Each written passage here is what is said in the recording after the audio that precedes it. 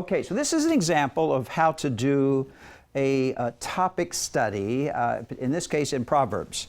And so I call it, so you want to be rich, Proverbs view of wealth and money. And so I just go through Proverbs and collect the verses and put them in a proper setting. And so you have these passages in front of you, and here's actually the text of them. The rich and the poor have a common bond.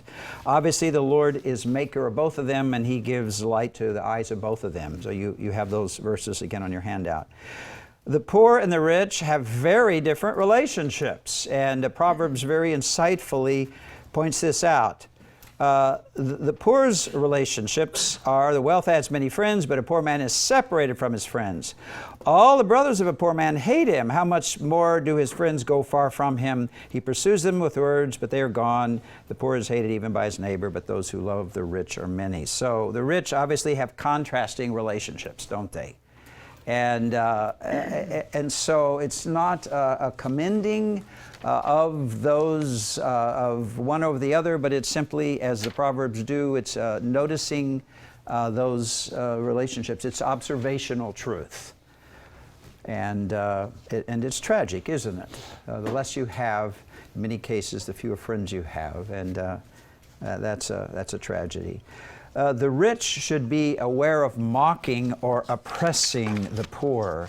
This is a huge emphasis in Proverbs, and should be taken note of very seriously. He who mocks the poor reproaches his maker. He who rejoices at calamity will not go unpunished. The poor in the Old Testament and the New, generally speaking, are poor because some calamity, great difficulty in life has occurred and put them in that situation. And so that's why mocking the poor, another way of saying that, is rejoicing at the calamity that caused that kind of poverty. He who oppresses the poor reproaches his maker, but he who is gracious to the needy honors him. He who oppresses the poor to make much for himself, or who gives to the rich, will only come to poverty. See the idea? So there are very strong warnings about this. Additionally, a warning is that those who want to get rich quickly, that generally leads to disaster. Here you go, Wes. So if you like to play the lottery and that, the Proverbs have a word to speak to you about that. Wanting to get rich quickly is a disastrous strategy, and it doesn't go unpunished. Another interesting point is about the appearance of wealth, and it has limitations, and one of them is the appearance. The one who pretends to be rich but has nothing, or there is one who pretends to be rich but has nothing. Another pretends to be poor but has great wealth. And I was just talking with a student in another class yesterday, and this person works with a ministry that works with wealthy people, seeking to persuade them to give. And one of the folks in their ministry, who is very generous and is very wealthy, but drives a Geo, an older used Geo, and that's not an expensive car. And so when this person pulls up to a really fancy hotel where maybe there's a business meeting or whatever, and you have to have valet service, and pulls up in a Geo, the valet folks are always say something to them or whatever, and yet this person is extremely wealthy but does not flash it around and show it.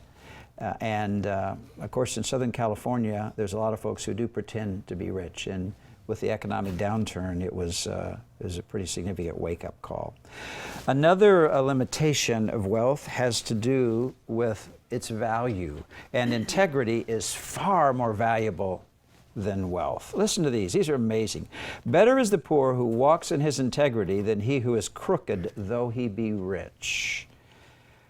Better is a poor man who walks in his integrity than he who is perverse in speech and is a fool. A good name is to be more desired than great riches. Favor is better than silver and gold. Better is a little with the fear of the Lord than great treasure and turmoil with it. And those are penetrating, aren't they marvelous? And again, you can see there's a lot of passages about this, that its integrity is far, far more valuable than wealth. You can't backfill integrity, can you? That's something that is crafted in one's soul over time, and particularly those who know God and walk with Him, that it gives them a certain texture. Additionally, adding to the fact that integrity is more valuable than wealth, that wisdom is also far more valuable than wealth. And this is another one of those things that over time is accrued, especially as one attends to God's revelation and drinks that in, and then aligns his or her life by that, again, you can't just quickly backfill that, can you? That is like integrity, that is cultivated and nurtured and developed over time. And these are just, powerful statements. How blessed is the one who finds wisdom and the man who gains understanding, for its profit is better than the profit of silver, and its gain more than fine gold. She, wisdom, is more precious than jewels, and nothing you desire compares with her. So, literally a word to the wise, that you can see how many passages are about this. Additionally, the limitation of wealth comes to bear at death. Your wealth has no persuasive value at death when you stand before God. Riches do not profit in the day of wrath, but righteousness delivers from death. Ill-gotten gains do not profit, but righteousness delivers from death. Two different passages saying, similar sorts of things. Then, on the positive side, that there is a very definitive godly use of wealth that Proverbs sets forth. And this is a wonderful statement about giving. In Proverbs 3, verses 9 and 10, honor the Lord from your wealth and from the first of all of your produce. So your barns will be filled with plenty and your vats will overflow with new wine.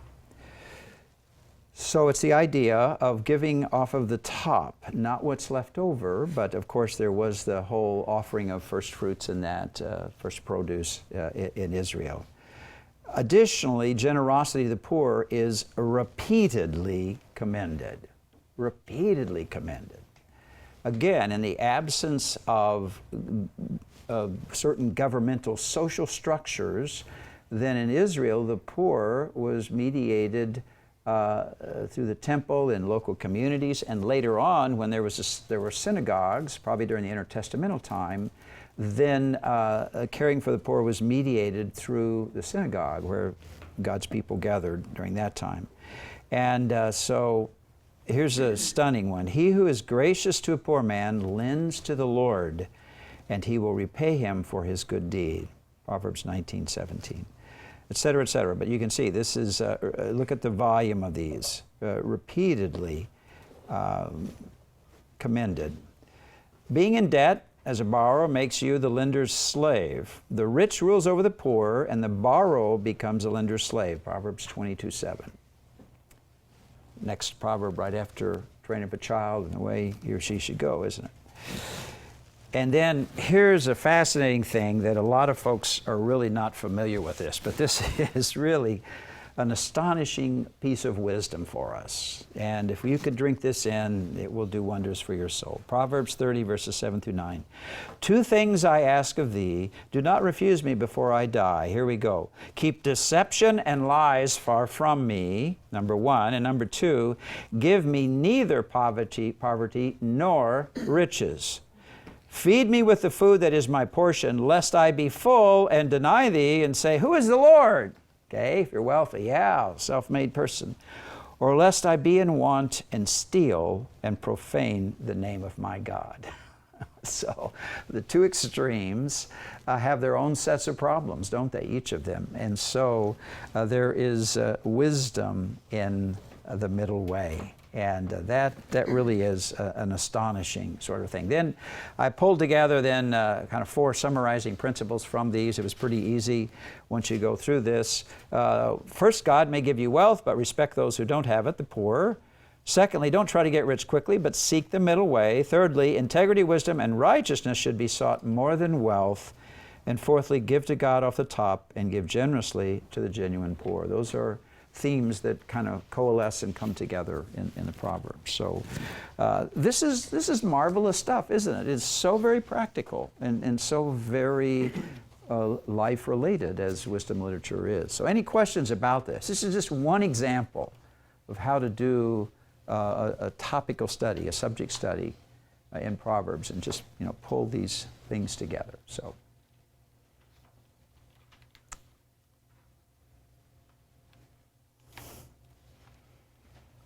Any questions about that? Yeah, Andrew. Yeah, something I've struggled with for a while is how to. I feel like Jesus in the New Testament praises a sort of imprudence with money sometimes. For example, the widow, she gives everything. And her giving, you mean? Yes. And her giving. Yes. So I'm just not really sure how to make it mesh, like, to the New Testament radical, giving and sacrifice with the Proverbs kind of right wisdom on how to do that. Right, and that is a tension, Andrew. I don't know that's a tension with any of these things per se, but where in my own heart and mind, I've had a tension with the whole idea of saving.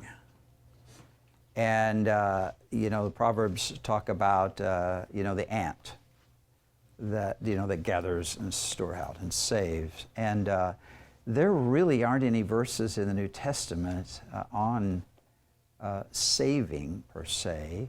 And in fact, as you said, there's some pretty radical stuff. Give what you have to the poor and come follow me. So that is a tension in my own soul that I haven't fully resolved. But I do think the New Testament perspective is not that we would be totally unwise in our handling of finances, but that with the coming of the Messiah, that in essence sets in motion the end of the age, the end times, as the New Testament understands that. Now, what we call the end times is really the end of the end.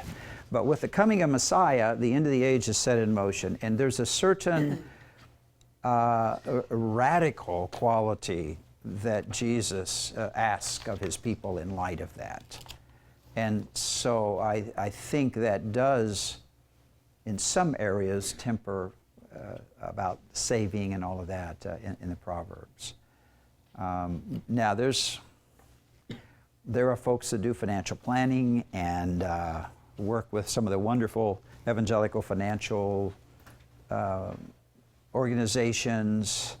What are some of those? Maybe you've worked with them. Some of the ones that help people with their finances.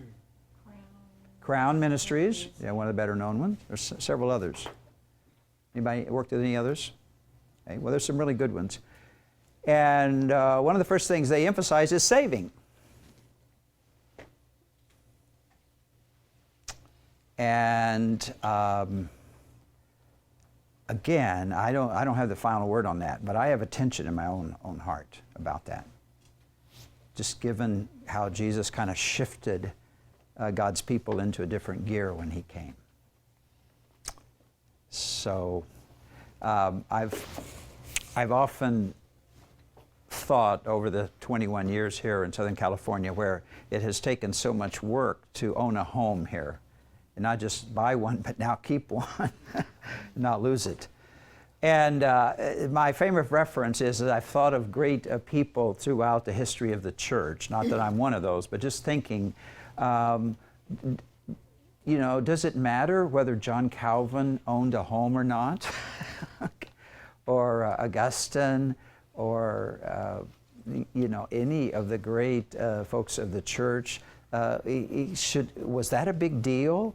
No, it wasn't a big deal. He may have been a renter. They may have rented their whole life. But what matters is what they invested in God's kingdom in that. So, again, I haven't resolved it. Yeah, I Tyler. was going to say, because Augustine came from aristocracy. Yep. When he came into, the Right. faith, he gave up everything. Yeah. Gave it to the poor. So he took literally some of the New Testament admonitions and said, take your possessions and give them to the poor. Although I think he kept his house. I think he kept his house. He kept a lot of the people that lived there. Okay. Yeah, all right. Well, yeah. Again, I think we should feel these tensions in our soul. Again, I don't think any of that particularly relates to this whole view of wealth. I think that this is good stuff, not conflicted with Jesus' teaching. Okay. Any other questions about that? That was good. Dr. Yes. Yeah. For something like Proverbs, is it, I guess the word I want to use is like safer to do topical type studies because the context is so, I guess, like not emphasizing really enough? Well, it depends on where you are in Proverbs. The first 9 chapters, there is more of a paragraph format. As you know, if you did Proverbs 5, you can see that. But from chapter 10 on, then every other verse could be a different topic. So it is more truly proverb-like. So if you're working in the first 9 chapters, I think you can do some good, paragraph sorts of study in the development of an argument. But from that point on, no, it's pretty well topical. You're locked into that. And paragraphing really isn't that meaningful from chapter 10 on. So, it's the nature of that genre. So, good question. Okay. Well, we are on our last Old Testament genre, the wisdom literature, and these are some of the books that I passed around. These are the 3 of them, other than Derek Kidner's commentary on Proverbs and on Psalms. So these are the ones, and I think these are some of the ones I have found to be just the most helpful. And you don't need a lot of books in your library per se, but what you need a few good ones and really helpful ones. When you need them, you really need them, don't you? So these are some that I have found to be particularly helpful. Okay, on page 26, let's talk a little bit about the nature of the Proverbs. We know that King Solomon, at least from chapter 10 on through chapter 24, 34,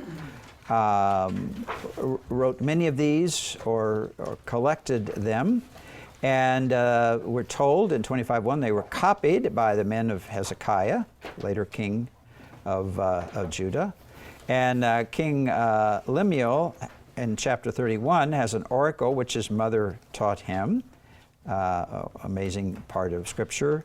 And Dr. Walt, again, who's written this massive 2-volume commentary, would say that many of these Proverbs are essentially the wisdom of, it's the wisdom of royalty. And it's perhaps gathered by Solomon and others after him, gathered from all over the ancient world, that this is what those who are educated and had time to wrestle and think about this, they weren't just trying to get food, shelter, and clothing like so many people had, but they had time to reflect, and they had wise people. And so it well may be that one of the purposes of Proverbs is to make this wisdom, which essentially was only previously available in the highest levels of the different cultures, to make that available to everyone in Israel. And the wisdom of royalty for the whole nation. Now that's an interesting thing, and particularly they were written, appears to parents, so that to train their sons, and hopefully the daughters got things too, but of course the sons were primarily focused on historically. And hopefully the daughters picked up some along the way, but particularly they were supposed to be socially, morally, and religiously trained in the home. And so the phrase "my son" is used throughout these early chapters in particular. Now, that term was also used by teachers with students or disciples of a certain teacher. So that's a little bit of a debate. It could be broader than that, but Walt lands pretty solidly on the idea that that son actually is a familial term within the home. And here's a convicting thing to those of us who are men and who are fathers, is that the child's social, moral, and spiritual development is what falls at the feet of dad. Dad's ultimately supposed to be the point person on that. Now, of course, moms are also profoundly involved, and they share in the responsibility, but dads are supposed to be on the front lines here.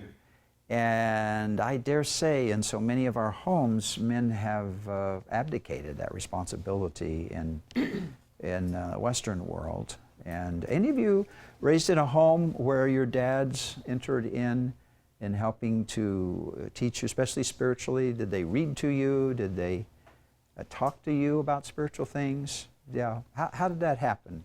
You know, Clinton, Andrew, what did they do? Did they? Trained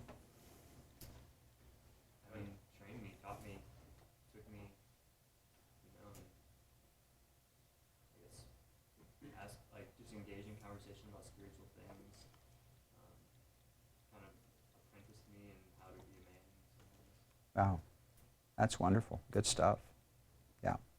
How about you, Clinton? My dad would read to me at night and go through books when I was young, and then we'd go. One of my favorite pastimes was just going on walks with him. Mm. In high school, we had a big woods in our backyard. Ah. Just talking about life.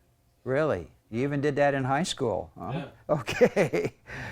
You know, usually from about junior high on, you know, it's like kind of you want to keep a distance, you know, from dad. I remember as a family, periodically we'd go to the movies, and our son was just getting into junior high, and some reason it was embarrassing to him that we went to the movies as a family. So we would walk into the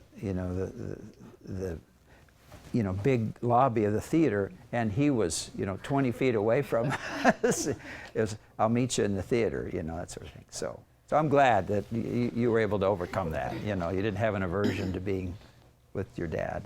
That's wonderful. How about some of the rest of you? That's the way it's supposed to be. That's picked up in the New Testament. And Paul speaks in Ephesians chapter 6,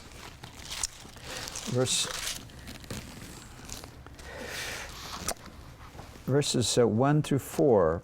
"Children, obey your parents in the Lord, for this is right. Honor your father and mother, which is the first commandment with a promise." It was the fifth commandment, but it was the first one with a promise.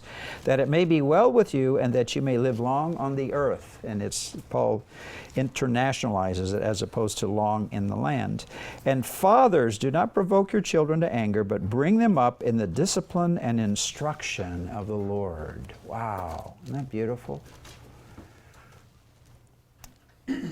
And so this is, an Old Testament thing. This is in Proverbs, and we see it modeled in different ways to some degree in the home, and it gets carried over into the New Covenant, doesn't it?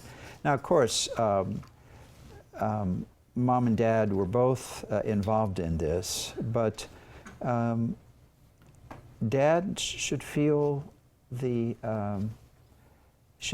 the weight of being an initiator and not passive, not being always just brought into it, but actually thinking about this, talking to his wife about it and initiating that. So now all the guys are, convicted here. So the idea here, I think, for the Proverbs is that the parents were placed on the same footing as teachers of their children.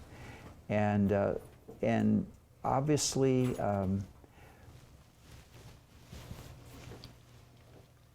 as parents, over time, we're going to spend more time with our children than just about, obviously, anybody else in their life until they become grown. Side note, if this is the case, if this is something that is to persist and carry over in life in the new covenant, then my question is, what are we doing in the Church of Jesus Christ to help encourage and train and equip parents in this process? And here's my 2 cents worth on that. It seems like we put most of our educational emphasis with children in what we do on Sunday mornings with the children in our children's programs. And I'm not against that, but how much emphasis do we put with mom and dad, who in fact are supposed to be the point people in helping to train and develop them spiritually and morally and socially? And when we planted a church in Baltimore, we inverted that. And our training on Sunday for the children primarily existed to train moms and dads in how to work with their children. That was the primary purpose. And they needed to spend, mom and dad needed to spend 1/4 out of the year, 1/4 of the year, back in the Learning Center with either their children, or maybe they might want to go just the next age bracket up to kind of see where their kids were moving toward, whatever. But one of the things we tried to do then was to resource them with how to communicate to children, the age of their children, age characteristics of the children, materials appropriate to that age, music, and all of those sorts of things. If mom and dad are there for a quarter working with their kids, then they can compare their kids to the other kids and kind of see how they relate, what their strengths and weaknesses are, kind of typical age characteristics. Are they ahead? Are they behind? Just, developmentally and all of that. And I think that's an important part of what we should be doing in the church if we want to be biblical about this. Let's resource the people that are the point people, and that's mom and dad. And especially now, in a lot of cases, we have single-parent homes, and that makes it just that much more important and urgent that we do that. So, any response to that? Does that strike you as strange and weird? Yeah. No, just a question. Who in your church trained the parents, and what were their spiritual gift of teaching? Or can you tell us how practically that worked out? Well, whether mom and dad have the spiritual gift of teaching or not really isn't an issue. They should be working with their kids at home. Oh, no, I meant emotionally and spiritually. Who in your church trained the moms and dads? Oh, we would have a master teacher in each of the different age groups for the children. And they would be the ones that would train and mentor the parents while they were in there for that 1/4 of the year. And it was costly because our children's program, what we call the Learning Center, ran concurrently with the worship experience. And both of those were 2 hours and 15 minutes. So that meant 1/4 of the year, mom and dad were out of the assembly and with the children, and we supplied tapes and sermon handouts and all that for them. But that was costly to them, but that's how serious we were about the importance of this. This is a big deal that we do that. So, but we had master teachers in each of those, folks that were trained, and we resourced them and equipped them, and they did have the gift of teaching, or pastor teacher, whatever, exhortation. And they were equipped by the church, or they got trained somewhere else? Yes, we provided training for them in different ways, sent them to different things, bought resources for them, tapes and all of that. Again, it's stepping back and say, what's the biblical perspective and the biblical emphasis? And in light of that, then we need to structure our forms accordingly to meet those biblical functions. And I think with our present system, with all the emphasis on drawing the kids in and having fun and learning and all that, that mom and dad, it kind of is easy for them to say, well, that's taken care of. I don't have to worry about that now. And that it in some cases, maybe many cases, breeds a certain passivity with mom and dad. And that's the opposite of what should be happening. So, again, wisdom literature, and it carries over in the New Testament, is wonderfully strong on this. And I think we're wonderfully weak in this area, sadly. I think pay a pretty big price for this too. Well, uniquenesses of the Proverbs among ancient proverbial literature. Well, it's of course God-centered, and it's the perspective that it's the God of heaven and Israel who brought this wisdom into existence and revealed it to us and is the guarantor. He upholds this moral order.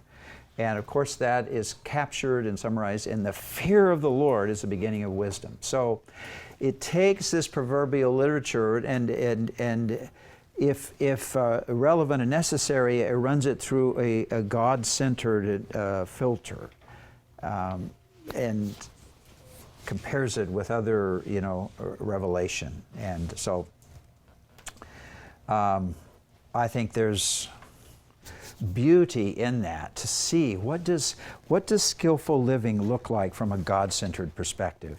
And that's where all the subject areas are helpful to see that.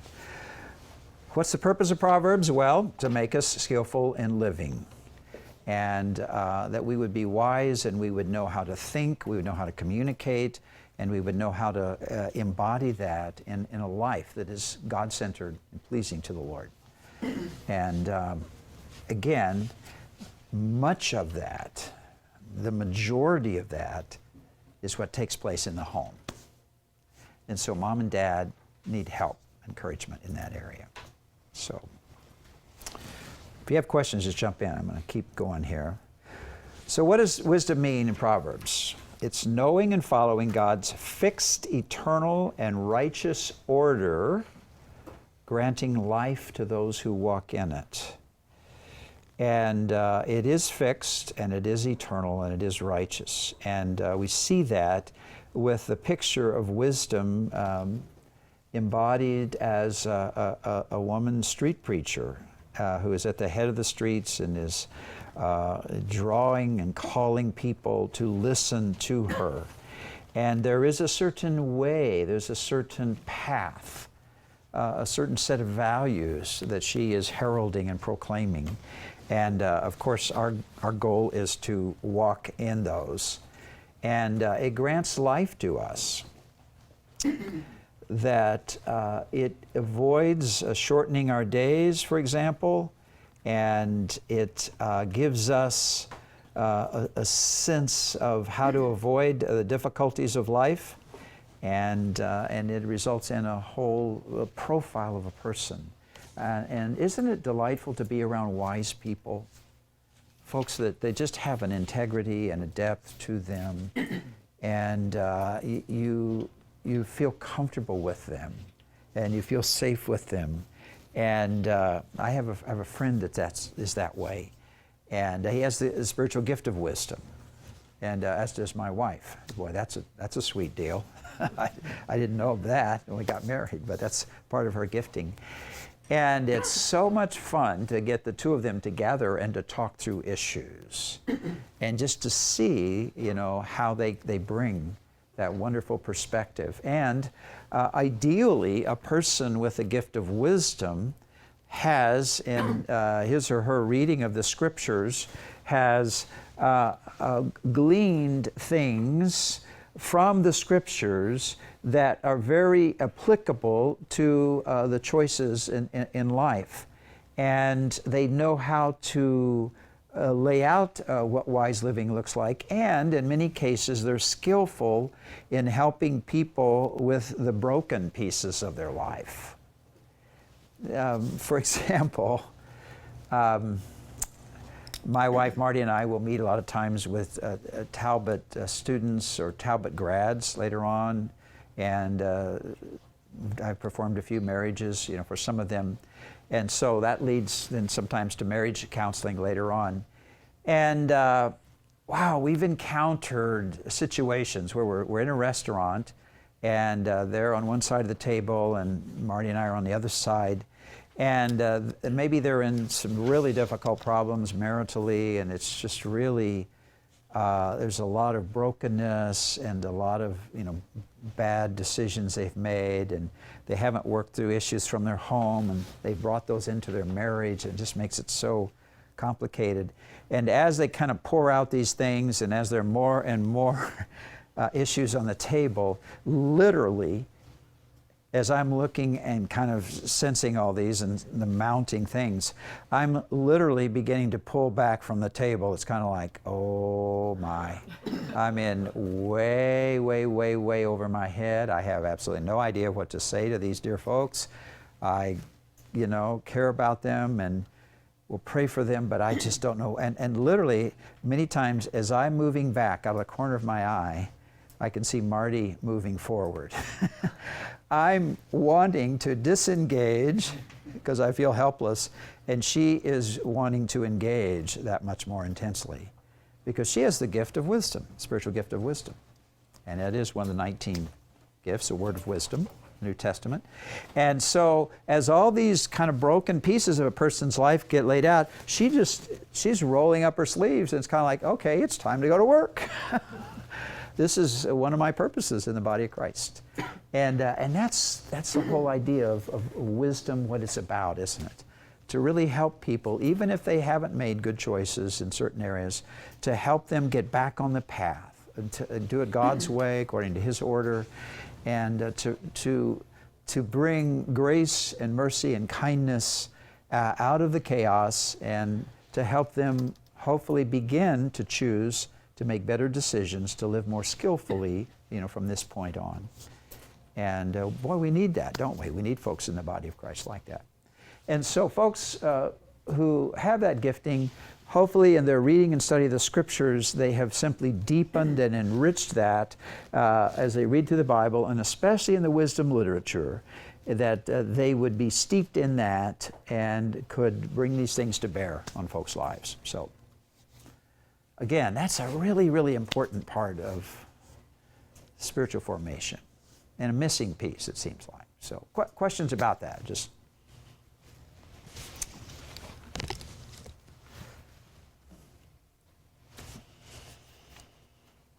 and again, as we go through all the different parts of the Bible, isn't it lovely to see how the different genres address different sorts of aspects and issues within our life? And that's why we need all the parts of the Bible. We need the narratives, we need the Psalms, we need the prophets, we need wisdom literature, we need the Gospels, we need Acts, we need the epistles, we need Revelation, we need all of these things. And so that's why hopefully you're learning in this course to be genre sensitive and not just create a little keyhole, interpretive keyhole, and pull every part of the Bible through that, so everything we talk about, every passage that we share with people always sounds the same. My goodness, it shouldn't sound the same. It should sound astonishingly different, shouldn't it? Oh. Okay, well, about the Proverbs themselves. Here's 7 characteristics that Walt lays out. And this is important. This is genre specific, isn't it? To appreciate what they are. They do not argue, they just assume certain truths. And the tone is universalistic. The word Israel is not even in there. It deals with earthly matters very broadly, and it's not nation-centered per se, but of course it is the God of Israel and the God of creation that gives this wisdom. It's pretty comprehensive in their outline. Every human relationship, they got something to say about it, and cuts across life pretty broadly. They're not of unlimited application. They're not universals per se. They're generally true. Might there be exceptions to what happens to the righteous during this life versus what happens to the wicked during this life, this time on earth? Yes, there might be some exceptions to that, but generally speaking, the vast majority of the time, the righteous will experience a certain way of life from the hand of God, and the wicked will experience the converse of that. And that's the way God has structured the moral universe. But there certainly a room for exceptions in that. There's no unscientific statements or inaccurate observations. It's observational, and so they're on a very high moral plane, and they're true to life. There's a lot of humor here. One of my favorite proverbs, I think of it periodically. If I see a news story or certain celebrities on TV, is Proverbs 11:22. As a gold ring in a pig's snout, you can imagine in Israel, those are strange things. As a gold ring in a pig's snout, so is a beautiful woman without discretion. Now that's memorable, isn't it? These things just don't go together, do they? They just don't go together. So, okay, I gave you a little proverb in the chapter that you read on wisdom literature that I thought my dad made it up, and as later years as I've talked to him, I think he said he heard it at the welding shop, and he named a person that actually said it. But it was one in our family. It's the still sow that eats the slop. It's the still sow that eats the slop. Now, first of all, you have to know what a sow is, don't you? And a lot of us are city folks now. When I was younger, I spent time on the farm. But a lot of us are city folks, and we don't know what a sow is. What is a sow?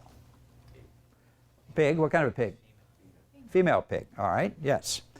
And usually, if you're raising hogs and you have a female pig, that pig is going to have piglets regularly every year.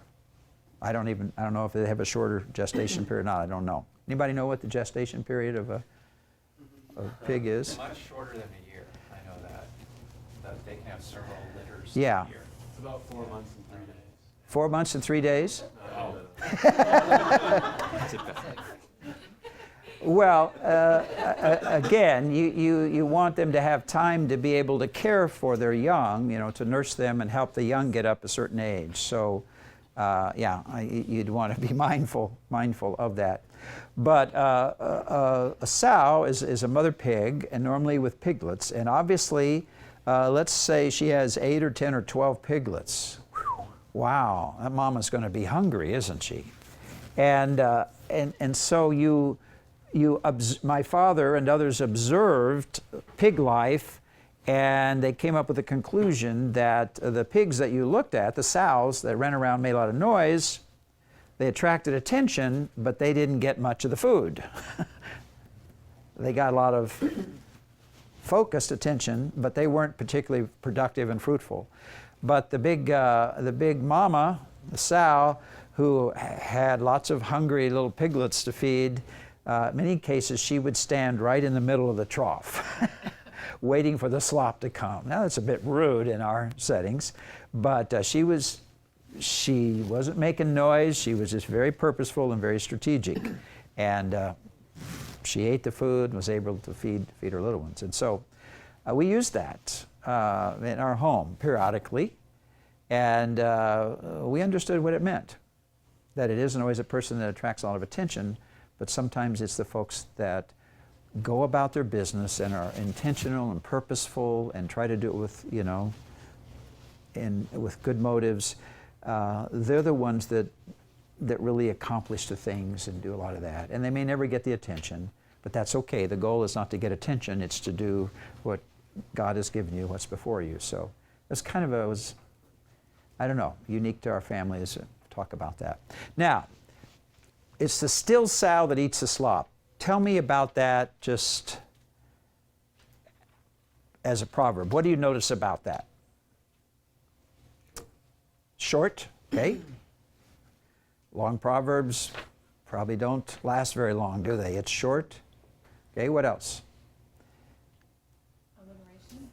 Alliteration. It's the still sow that eats the slop, okay. Short. That helps for memory. Alliteration, that helps. What else? You musicians. It's the still sow that eats the slop. What? Monosyllabic words. Yeah, a lot of one-syllable words. And that gives it kind of a staccato, doesn't it? Kind of a quick pacing, and it's clipped. It's the still sow that eats the slop. Okay, all of those, see, are memory devices, aren't they? And again, we're dealing with Proverbs in another language, and that makes it difficult. But you know, when you're working in your own language and you have those sorts of things, it's an amazing genre, isn't it? That people hear it maybe one or two times, and they drink it in, and they've got it. That's powerful. That's good communication, isn't it? Especially if these are things to live by. When you need them, you know, that they come to mind. The Spirit brings them to mind. So it's a part of the beauty of this particular part of wisdom literature. So very true to life and humorous in different ways, and that makes them memorable. So well, let's talk a little bit about Proverbs 5. Now, we're obviously in those first 9 chapters of Proverbs, so we're in the paragraphing section of it. And what's your big idea of Proverbs 5, those of you that did this? What do you think the author is trying to say?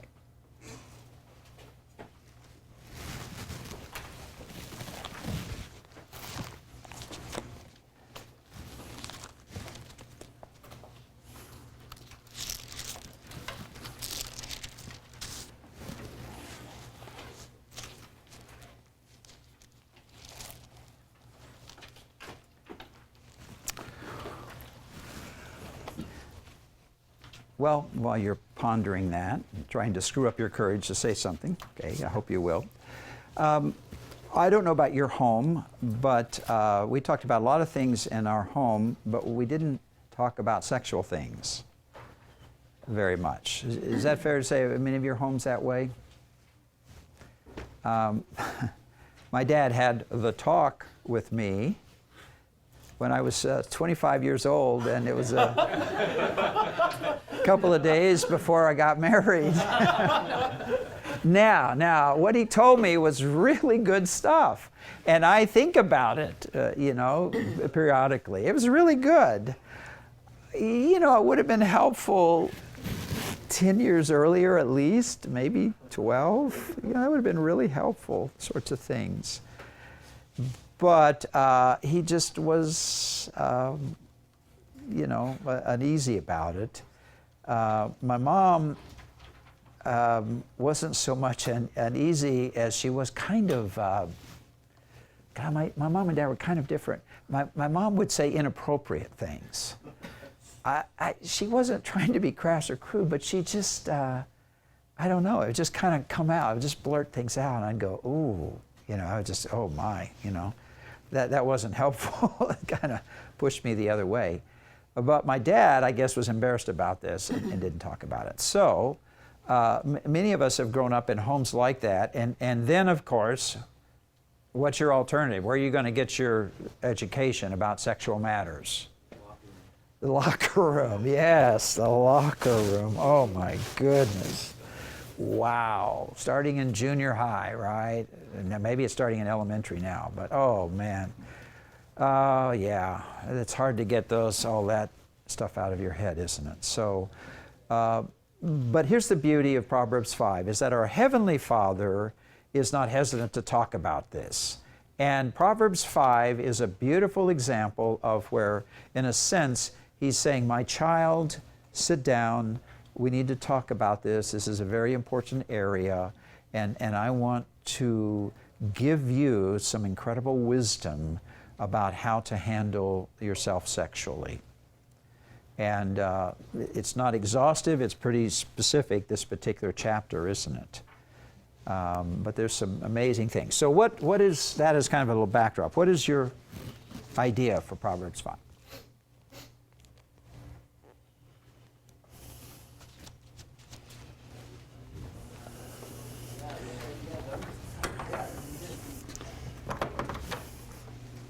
Yeah, and The father is providing wisdom for his sons who seemingly are married regarding their sexual desires. okay, all right. It's fatherly wisdom about sexual desires, in this case about adultery, isn't it? And how does just the overall flow of the chapter go? What's the big structure of it? It's on well, the flow goes, there's the first two verses are a little bit of an introduction. Yes. Where he's encouraging the son to be attentive. Yes. What he's going to say. Then he describes the adulterous woman. Yes. And then he gives the warning, very strong warning about the danger and the folly of interacting, Yes. even getting near her. Yes. And the consequences of that. And then he gives the exhortation and encouragement of the blessing and the wisdom of finding sexual fulfillment with your own spouse. And then the last few verses he gives closing, and he kind of summarizes and reviews the wisdom principles. All right. Excellent. Okay. So it has a logical, coherent flow, doesn't it?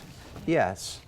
A call to wisdom, the first couple of verses, the incredibly delicious allure of adultery, of sex apart from marriage, outside of marriage. But then it's a spiraling effect, isn't it? It starts generally of the allure and then the cost, and it gets real specific, doesn't it? What could an adulterous relationship cost you in this chapter? What does the Lord tell us about that?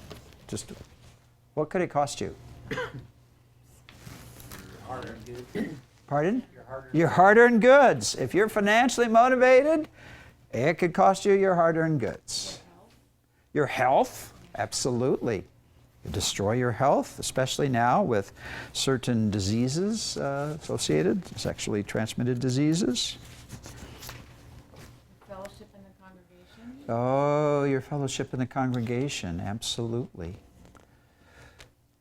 And ultimately, you would stand to lose your most precious thing. What is that? Your life and your honor, isn't it? Your honor. Your honor. What you spend a lifetime building that, and then boom, it's gone. And there's a big sexual scandal going on in college athletics now at Penn State University. An assistant coach who was very well-known defensive coach for 32 years with Coach Joe Paterno. And as it turns out, he was a sexual predator and was molesting younger boys for a lot of years, even up to the present. And of course, that person's honor is totally gone. All those years serving and having all these great teams and being admired as a defensive coach, boom, nobody's going to really remember that, are they? They're going to remember the fact that he was a sexual predator. And I tell you, some of the sports programs that people are just raging against this. And it is horrifying, the things that happen to these younger boys. And that's what people will remember. His name will become like a catchword for a sexual predator and that. So your most precious thing that you could lose is your honor. And that's a horrifying thing to go. Let's look after the call to be attentive and to understanding. Well, let me begin in verse 1. My son, give attention to my wisdom, incline your ear to my understanding, that you may observe discretion, and your lips may reserve knowledge. And now we have the war of the lips. For the lips of an adulteress drip honey, and smoother than oil is her speech. So your lips, what you say to yourself, needs to help protect you from her alluring lips. They're beautiful, honey-like, smooth than oil, beautiful. Verse 4, but in the end, she is as bitter as wormwood, sharp as a two-edged sword. The sword has lips, and it devours people. In the Old Testament, it speaks of that. And so it's comparing these alluring lips of the adulteress to the lips of a sword. It is the kiss of death if you want to follow that through. Now, the key phrase here, but in the end, the wise person is knowledgeable of where something well may end. And so you don't begin the beginning because you know the end of the ending. And that's wisdom, isn't it? But in the end, a foolish person doesn't care about the end. They just care about where they are right now. But the wise person knows, oh no, boy, this is highly likely, this is where it's going to end. And so I'm not going this way. I'm not getting on that path. But in the end, she is bitter as wormwood, sharp as a two-edged sword. Her feet go down to death. Her steps lay hold of Sheol, the place of the dead. She does not ponder the path of life. Her ways are unstable. She does not know it. Now, let's talk about why there's a focus on the adulteress, female, rather than on the adulterer, on the male. Culturally, what do we got going on here? Just Typically training up the son. okay. Daughter. All right. So it's focused on a young male. All right. What about daughters? Why is this not be as much of an issue in training up daughters? To avoid the adulterer, male adulterer. Culturally, why was that not as much of an issue? Wouldn't a daughter be spending more time in the home, caring for the home and the children, not be out in the streets and traveling and that sort of thing, Right. exposed as much Right. True. to the More sheltered. temptation of adultery? All right. More sheltered. And the men in the family were responsible to protect the honor of the young unmarried women in the family, weren't they? All the women, but especially them. And so their lives were, again, I don't mean this negative, but they were kind of more monitored and they were more protected. And in many cultures still, young women are not allowed to be alone with a young man, and that's just inappropriate. It's probably inappropriate for a lot of cultures, as most cultures. We're probably oblivious to that.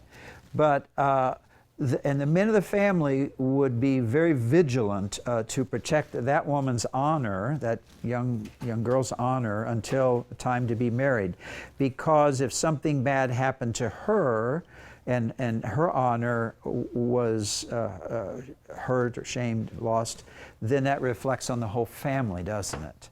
And so it really was a different system in terms of the protective cocoon, so to speak, around women. Now, we don't have that cocoon anymore, do we? We send young women out kind of to make their way in the world, don't we, in many, many cultures. And wow, that's increasingly risky, isn't it? Given the percentages of sexual abuse and all that are going on. It used to be 1 out of 4 women. Is it higher than that now? In this culture, was sexually abused? 25%? That's a pretty high, isn't it? Interestingly enough, it's about 1 out of 5 or 6 boys that have been sexually abused. So it's not real far behind that, which is all of it being tragic, of course. Okay, so but in this culture, the younger girls were protected, and the boys had a bit more freedom and therefore needed more teaching and responsibility. So, okay, so the best way is to stay away from her, my sons. Verse 7 and 8, listen to me and do not depart from the words of my mouth. Keep your way far from her and don't go near the door of her house. That's the best advice, isn't it? Be it the physical door of her house, or now, dare we say, the electronic door of her house, online, don't go near the door of her house. Lest you give your vigor to others, verse 9, and your years to the cruel one. Lest strangers be filled with your strength, and your hard-earned goods go to the house of an alien.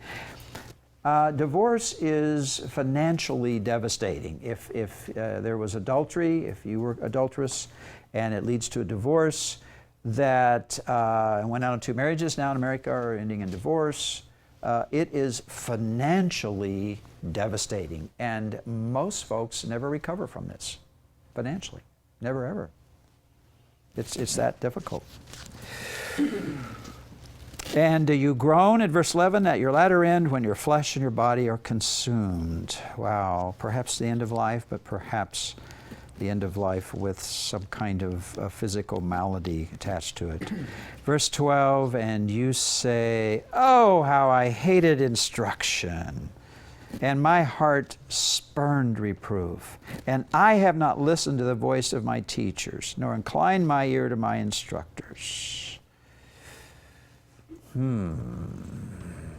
It's too late, because you chose to live by the opposite motto of Proverbs. Proverbs is learn before you live. That's not a saying in this culture, isn't it? It's, oh well, live and learn. Wow. Live and learn. Well, on small, minor things, that might be okay. But on the bigger, grander things in life, like this, that's disastrous, isn't it?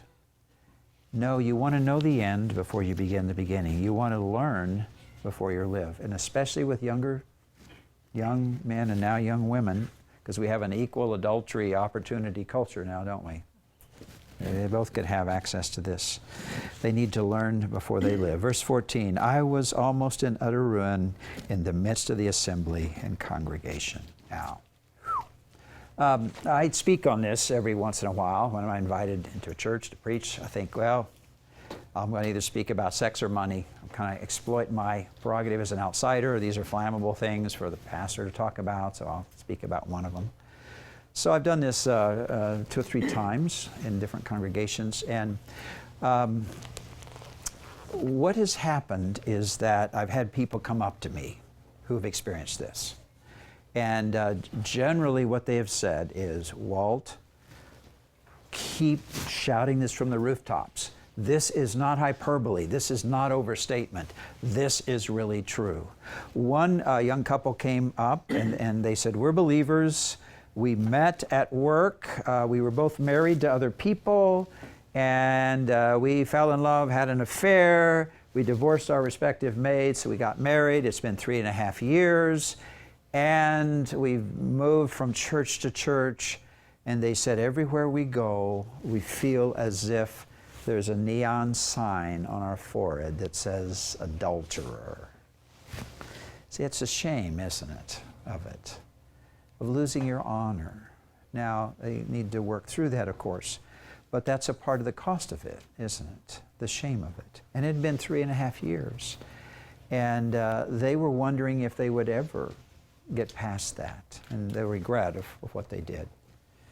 Another congregation, a woman came up to me. I would say she was in her late 60s.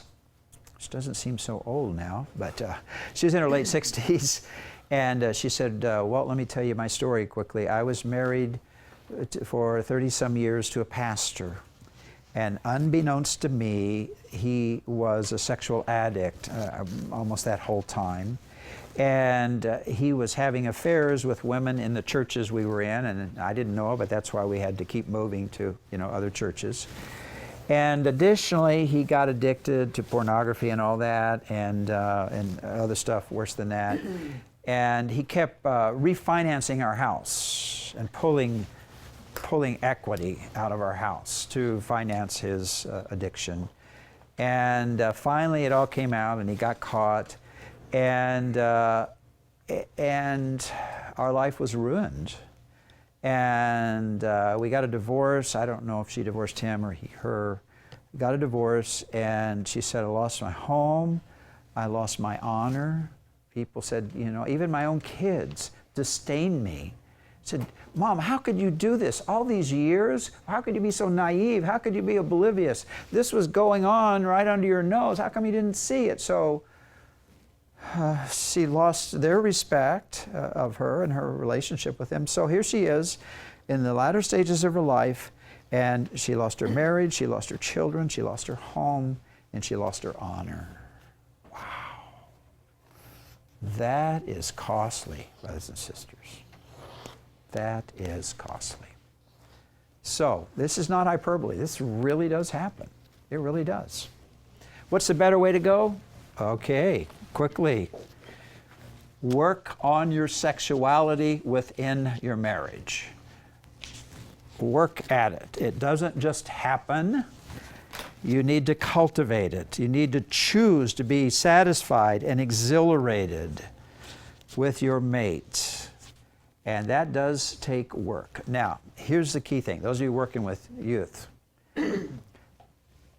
they're getting bombarded with the joys of one-night stands and the excitement and the glamour of that. They get bombarded with that on TV shows and in movies and in advertising and all of this.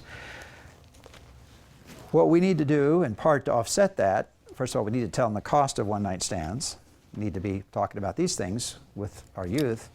Secondly, we need to get the silver-haired husbands and wives, couples, to come in and say, real honestly, kids, let us tell you what it's like to do what Proverbs 5 says, to cultivate, to choose to be satisfied and exhilarated by your mate. And we've been married 40 years, 45 years, 50 years, and it is incredibly exciting and satisfying. But it doesn't just happen. We have chosen to do that. Now, again, exploiting my prerogative as an outsider, when I go to churches, I pick people out. And I see these silver-haired people, and I say, okay, sir, how long have you been married? Okay, 45 years. You need to be talking to the youth group. How about over here? How long have you been married? Oh, 55 years. You need to be talking to the youth group. You need to go in and tell them the other side of the story, the Proverbs 5 of the story. Be exhilarated with it. See, they don't hear that, do they? They don't get that. But God wants them to hear that so they can make wise choices in this area. This is great stuff in God's Word, isn't it? Biola University offers a variety of biblically centered degree programs, ranging from business to ministry to the arts and sciences. Visit biola.edu to find out how Biola could make a difference in your life.